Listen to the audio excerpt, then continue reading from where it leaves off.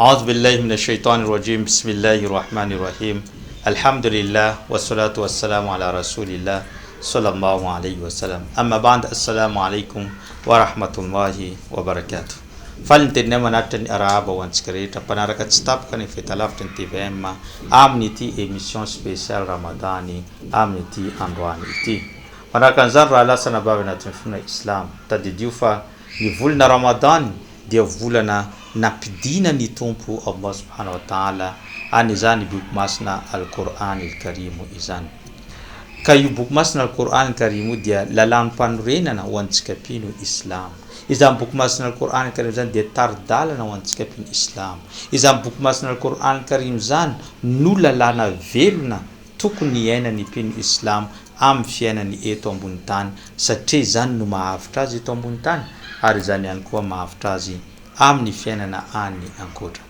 Allah subhanahu wa ta'ala dia niteny ao anatin'ny boky masina al-Qur'an al-Karim ao anatin'ny surat al-Baqara manao hoe shahr ramadan alladhi unzila fihi al-Qur'an hudan lin-nas wa bayyinatin min al-huda wal-furqan.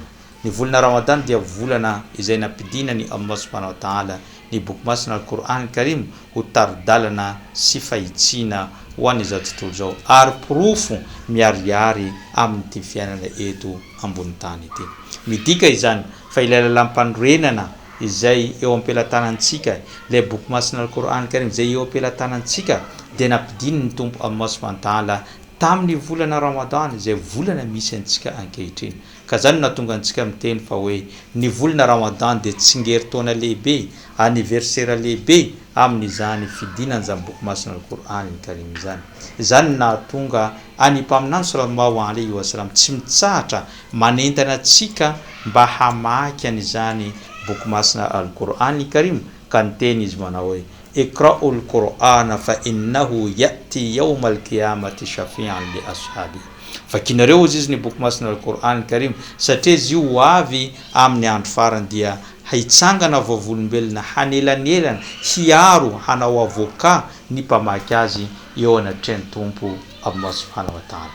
Betogaga atsika mahina an'izany teny ny mpaminan'izany hitsangana vavolombelona ho lasa avoka hiaro ny mpamaky azy amin'ny andro farany amin'ny fomba ahoana. Mandeha zany eritreritra zany ary milatsaka izany fanontaniana zany saingy efa nivaliny mpaminany sallallahu alaihi wasallam ihany koa zany ka niteny izy manao hoe as-siyam wal Qur'an yashfa'an lil 'abdi yawm al-qiyam. Ny fifehezana izay ataontsika ankehitriny sy ny boky masina al-Qur'an al-Karim izay vakintsika isan'andro isan'andro dia hijoro vavolombelona zay hiaro ny olona na mpanompo anankiray izy amin'ny andro fitsarany Allah subhanahu wa ta'ala.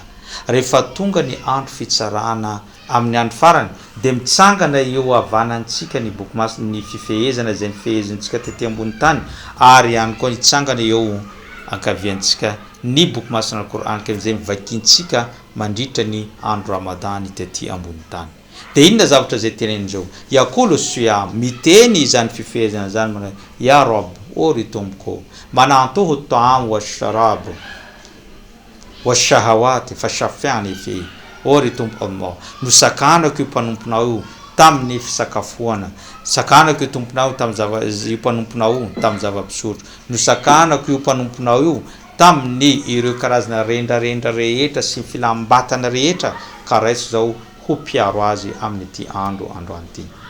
Dia etsankilany miteny ihany koa ny Qur'an ya Rabb o ry tompo manantoho naum bil-layl fa shafi'ani fi nosakanako ihany koa io mpanomponao tamin'ny alina zany volana Ramadan zany tamin'ny alalan'ny fanaovana tarawih tamin'ny alalan'ny fanaovana tahajjud tamin'ny alalan'ny famakinana boky masina al-Qur'an al-Karim nosakanako izy tsy natoro mihitsy izy nandritran'izany alina zany ka raiso zao izy io ho mpanelanelana an'izany mpanomponao izany fa yashfa'an eo dia raisiny Allah subhanahu wa ta'ala izany Qur'an sy ny fifehezana zany hitsangana ho vavolombelona sy avoaka piaro anao ary rehefa mandeha ny fanontaniana mahakasika ny fiainanao tety ambony tany ianao mipetrapotsiny fa ny fifehezana sy ny Qur'an no mamaly zay fanontaniana avy amin'ny tompo Allah subhanahu wa ta'ala amin'izay fotoana zay. Ka za miteny amintsika hoe raha ohatra ka ny fifehezana no mamaly ny Qur'an no mamaly dia mino fa tsy maintsy ho avitra anao ary ho avitra anao eo anatrehan'ny fiainana any ankoatra sy eo anatrehan'izany fanontaniana tonga eo anatrany tompo Allah subhanahu wa ta'ala izany.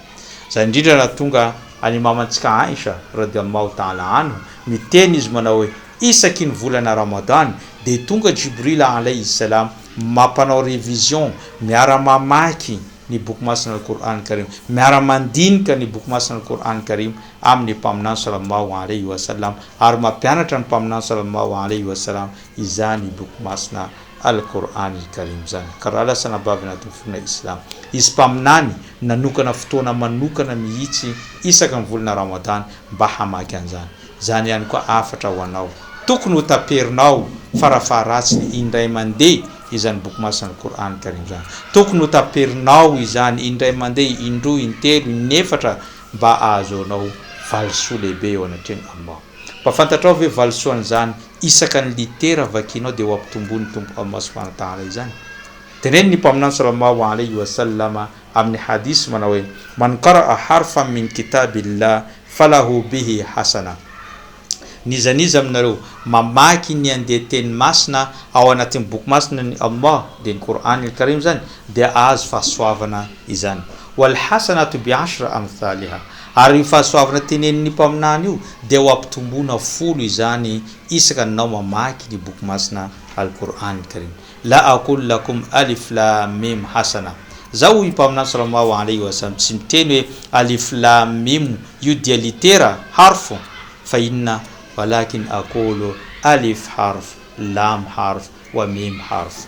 Fa zao kosa izy miteny alif dia litera, lam dia litera, mim dia litera. Midika zany mamaky fotsiny hoe alif lam mim dia litera anankitelo zany dia ao ampitombona 10 izany zay no fahasoavanao dia mahazo 30. Alif lam mim fotsiny. Nefa ny amin'ny volana Ramadan ty dia mbola ao ampitombona 70 ihany koa izany. Dia alaivo sarantsana hoe 30 ampitombona 70 lasa manome firy no fahasoavana azonao amin'ny famakina fotsiny hoe alif lam mim. Dia alaivo sarantsana raha ohatra ka nanapitra Qur'an ena tamin'ny volana Ramadan. Alaivo sarantsana raha ohatra ka nanapitra indroa na intelo an'izany Qur'an zany tamin'ny volana Ramadan. Mety ho firy, mety amina million, miliara ny fahasoavana azonao amin'izany famakina ny boky masina al-Qur'an Karim. Ka aoka anao tsy ho variana. So dia variana anao amin'ny fijerevana ireny film maro samihafa ireny. Variana anao amin'ny resaka firesahana amin'ny namanao sy ny tariny ireny. Ho variana anao amin'ny sakafo sy ny tariny. Izany rehetrarehetra zany dia tsy haramo.